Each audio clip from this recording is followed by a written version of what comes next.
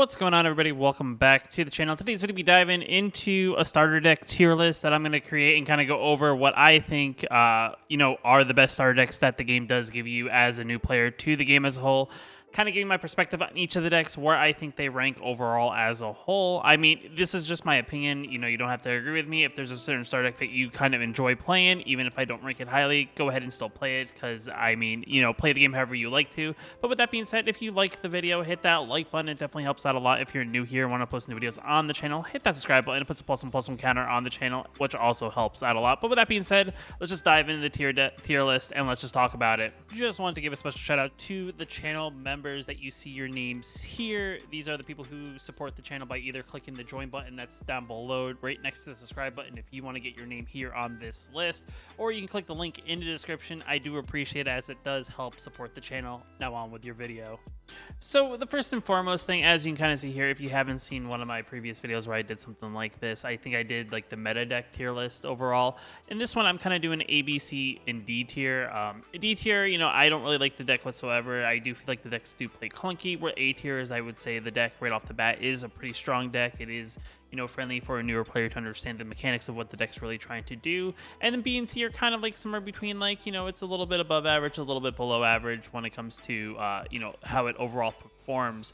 And as you can kind of see here, each of these pictures do show off what the deck box does show. So if you're just trying to match it up to the pictures, that is how you do that with each of these pictures, trying to figure out what it is. I also have links down in the description below if you want to just kind of go over, if you want to watch a video where I kind of go over each of these deck lists in more detail. I do have videos of how I upgraded these deck lists if you want to go ahead and look to upgrading them. I also do have just a video just doing an overview when these deck lists did get first announced into Arena, just kind of going over my just overall thoughts of how, what I think each deck kind of works, and my perspective exactly of how good the deck is initially there, just from looking at it right then and there.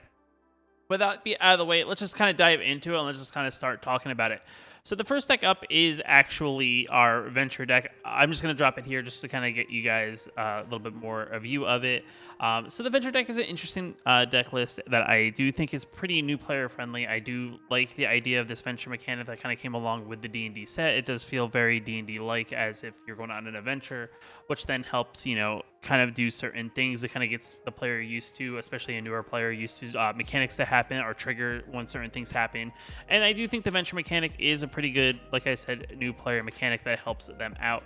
As if it's an overall competitive mechanic, it's something to be desired per se. I don't think it's one of the stronger mechanics that are currently in Standard, especially in Standard 2022. I mean, it's something to see, as time will tell, if Venture kind of makes an appearance. But I do think initially when Adventures of Forgotten Realms first came out, Venture was a pretty decent kind of like triggery kind of thing. But I do think it's fallen off as kind of that, the glow of the new set kind of faded away after a couple weeks. So I would say, Venture, for being a new player, being who's playing these starter decks, not being someone who probably has invested already into the game or has unlocked, certain cards to build other decks, I would rank, Venture actually at a B tier. I do think it's slightly above average, and being a new player deck, it does do a lot of things I do think that benefit new players. Like I said, I do enjoy the Venture mechanic for new players just because of the how easy it is to explain to a new player how it exactly works, especially through the Arena client. I could see the physical part of it being a little bit messy, just because you have to have cards and different piles, and the pile is new to just this particular set. But other than that, the deck is very good. So the next deck up on the list is this like foretell-y kind of control, kind of interesting style deck. I really don't know how to put it. It is kind of like, it's just a very unique deck on what it's trying to do. It has a lot of cards in it that foretell, that make, foretelling cheaper, allow you to foretell whenever. It's kind of one of those things like, it's trying to be aggro. It's also trying to be control. I guess it's more of like that mid-rangey that's doing a little bit of both. I don't think it has the cards to really make it a very strong tempo deck, meaning that it can kind of keep up with a deck who's maybe playing a little bit more aggressive or just drawn, pretty decently into their deck. I mean, sometimes this deck does go off in its own if you can kind of get, the foretell going and then certain things out on the battlefield that benefit from you foretelling. I mean, it does kind of get you that introduction into control magic at the same time, too. It's not going super into control where you have to kind of like figure out, the various puzzle pieces that go along with control. But I do think it's an okay kind of deck that's kind of like that mid-rangey, tempo-y kind of control deck. I would say it's a little bit below tier. It does have a lot of things I do like about it. It has a lot of things I also don't like about it. Um, it can be a little confusing for a newer player to really understand the mechanics of how the deck really works. I do enjoy that a lot of these decks, some of them are built around a particular mechanic.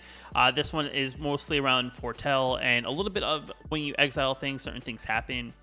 Or when things leave certain zones and things like that trigger.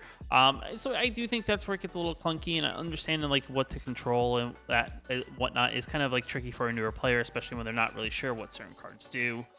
It is a deck that does take a little bit more getting used to and exactly how it works. So I would probably rank it just a little bit below average, just because it's not as aggressive. I do think aggressive decks for most players, especially new players, are a little bit easier to understand because most of the mechanics are just attack in, do damage, and try to win the game that way. Whereas a lot of these like mid-rangey, more control-y style decks are a little bit slower, and it takes a little bit more thought into how you approach each turn as you do play it. So the next deck up on the list is actually the Boros Warriors Equipments deck. This is an interesting deck, as what it's trying to do is just trying to play a bunch of equipments. It has cards in it that make equipments cost cheaper or gain certain benefits, whether it's equipping a creature onto a warrior, or giving the creature +2/+2 and allowing you to equip a creature for free. It's a very unique deck. I do think in the current climate, the deck is okay. It's not great. I do think it's missing that over-the-top equipment kind of thing. I mean, there are good cards in the deck that can be equipments that are pretty decent, but I do think like this, if this was a starter deck that came out last time around and had something like an Embercleave in it, I think it would be that much better, just because that Embercleave is kind of that over-the-top kind of equipment that the deck I feel like is lacking. But at the same time, too, I do think because the power scale has kind of dialed back a little bit from, the Throne of Eldraine, Ikoria, and stuff like that, I do think it's probably on par. It can play pretty well against various other decks in the format as a whole. I do enjoy, kind of a little bit tribal style deck. This one's like I said, is built around equipment. I do think it's maybe around average. I don't really have a in between B and C tier. I'll put it on the B tier for now, but I do think it's just about an average, equipment deck that's just playing warriors as well. So it's a warrior tribal equipment deck. With that being said, I enjoy it, and if it's your cup of tea and you want to play equipments, I do think equipments get a little bit tricky because sometimes it's not new players don't understand that you can actually re-equip things. As if you want to swap equipments around, you just pay the equip cost and it just moves the equipment to a different creature.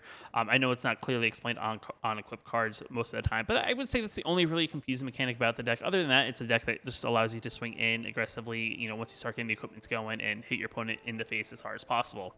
So the next deck up on the list is the Wizards deck, the Izzet Prismari Wizards deck. This is kind of one that I'm not really a fan of, and when I actually did make an upgrade version of this deck, it was really tough to really find a way to make the deck really that good.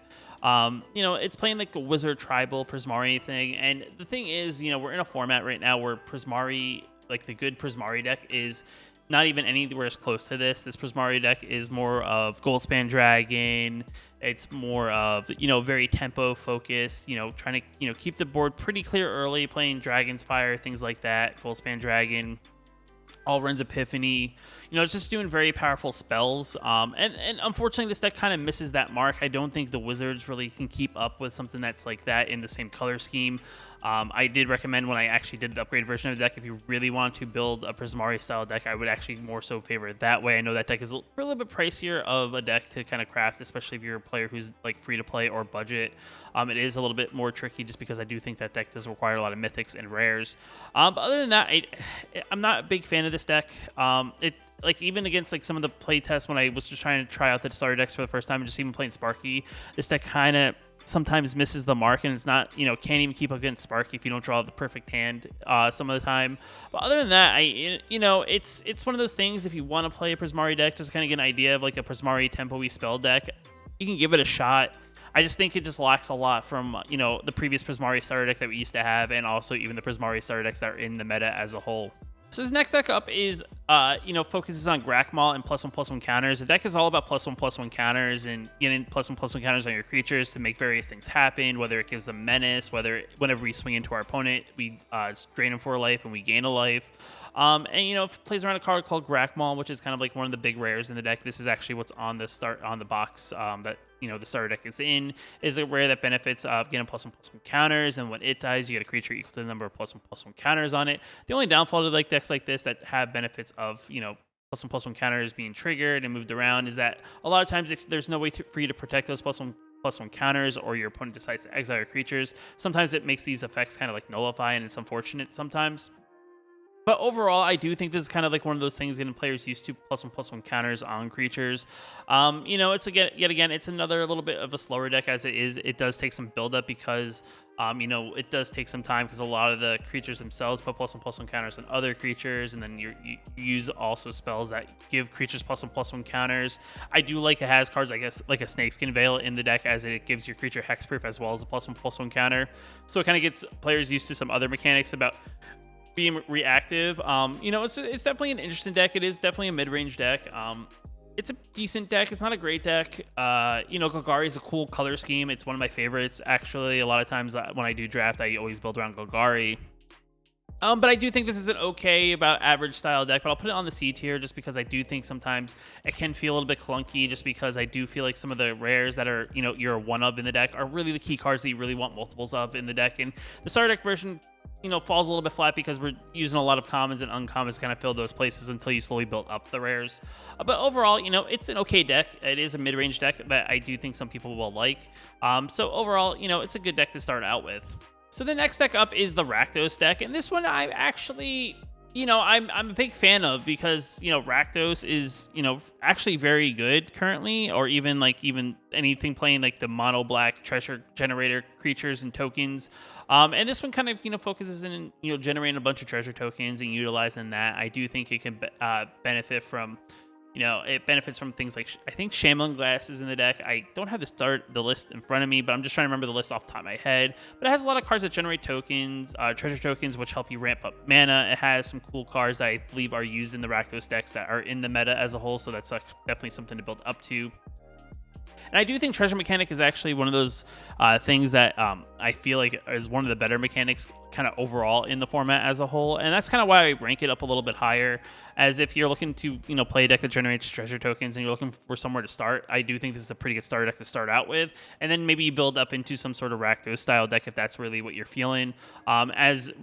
Generating treasure tokens to then either sacrifice them to draw cards or sacrifice them to, pump out, X amount of mana to then play like a big creature and ramp up is definitely pretty cool. And with it being a color scheme that really doesn't normally have a lot of ramp, it is definitely a color scheme that definitely benefits from it. So I do rank this as a little bit of a A tier just because the treasure token mechanic. So it is something, like I said, if you want to play Rakdos, this is probably a good deck to start out with, especially if you're a new player, to eventually build into that meta version of Rakdos.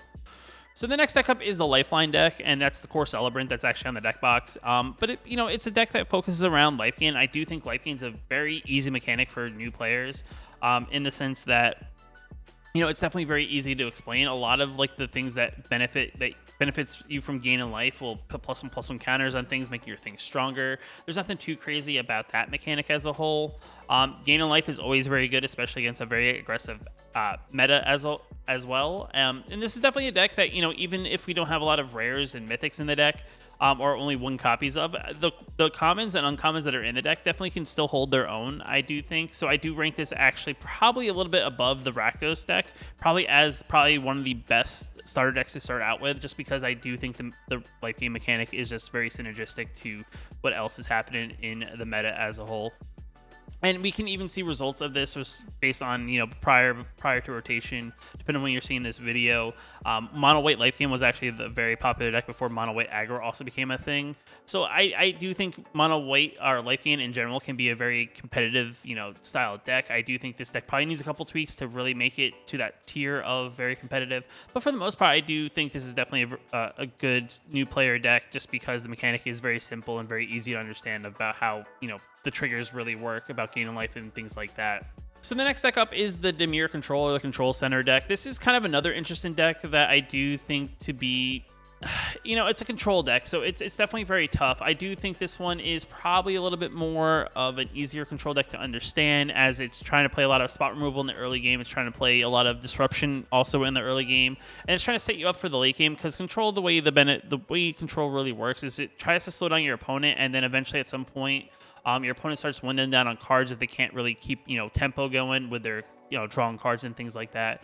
And control is kind of one of those decks that kind of tries to grind out your opponent. And I do think this one's probably built a little bit better in that aspect, just because of the cards that are in this deck as a whole. It is a complicated deck, so I don't think it's an easy deck for newer players to understand and kind of really understand all the little nuances that sometimes Control has. But I do think it's probably one of the better above average style decks that are currently in the meta, or in the starter decks, I should say.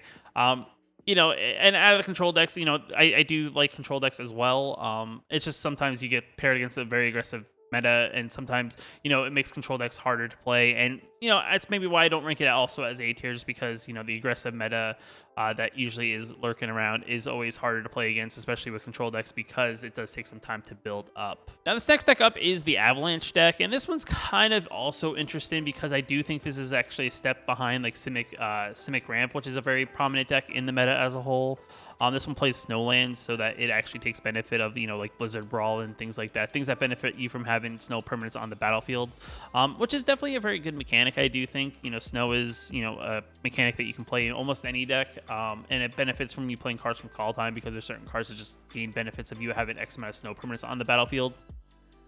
But like I said, there's a lot of things that are working well in this deck, and I do think, like I said, if you want to, take this deck and then shift it into more of a meta-focused deck, you can always shift this towards a Simic Ramp. And as of right now, before Innistrad comes out, and pre-rotation or Standard 2022, Simic Ramp is one of the top decks in the meta as a whole. I do think it's kind of grown in popularity just because how good it is, and this deck is kind of playing some of the pieces that you could use for that as you slowly build up towards maybe that more Simic Ramp style deck. So I do think this is a deck that, it's doing a lot of things right. It's doing a lot of things that new players understand.